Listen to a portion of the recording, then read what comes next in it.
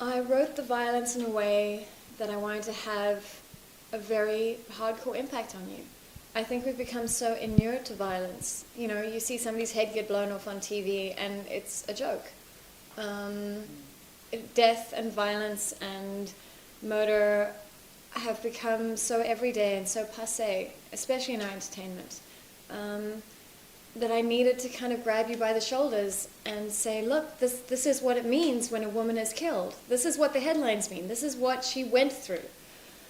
And there are some graphic moments, but they're hung on details, you know, and it's one horrific detail, mainly. And it's 90% from the woman's perspective. So you're with her at the end.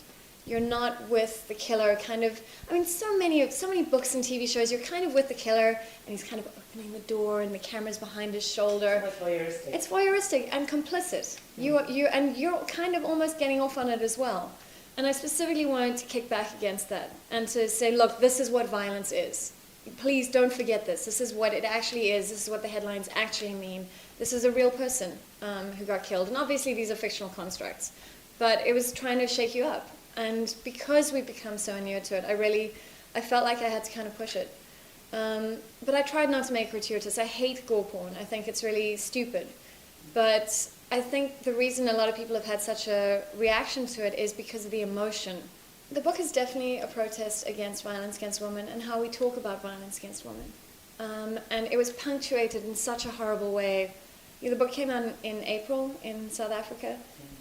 And it was around about the same time or just before that Ria Steenkamp was murdered and Anine Boysens was raped and murdered. And the way we talked about them in the press, you know, I think for the first 24 hours, no one ever even used Ria Steenkamp's name. She was Oscar Pistorius' girlfriend. And that was the whole of her identity, that was all that mattered, and the fact that she was a bikini model. And that's what we reduce women to in media and in our fictions, whether that's TV or crime fiction. They become pretty corpses. If you're lucky, you're a pretty corpse, because then the media might actually pay attention to you. If you're not a pretty corpse, if you're poor and black, forget it. You know, then it better be extra super horrific for us to pay any attention at all. And I'm so angry about that. I'm so angry about the way we discuss those kinds of things and how we never get into the victims' lives. And I don't know if, you know, it'd be great to think that my book had something to do with this, but I don't know. Maybe it's just that we are so horrified as a nation. But I've noticed a trend in reporting more recently, especially in the city press, where it's much more about the victims, where they talk more about the victims' lives. And they're not just a bloody puzzle, they're not just a pretty corpse. It's not just what was done to her, it was who she was and what we lost. And that's also what I was trying to get at with this book, to actually subvert the entire serial killer genre, which is all about this sexy, smart, diabolical, fascinating killer. And the victims are just kind of some meat along the way that makes him fascinating. And actually my killer is not fascinating. He's a violent, empty loser, which is what most serial killers are. They don't have insight into what they're doing. They're incredibly broken and incredibly damaged.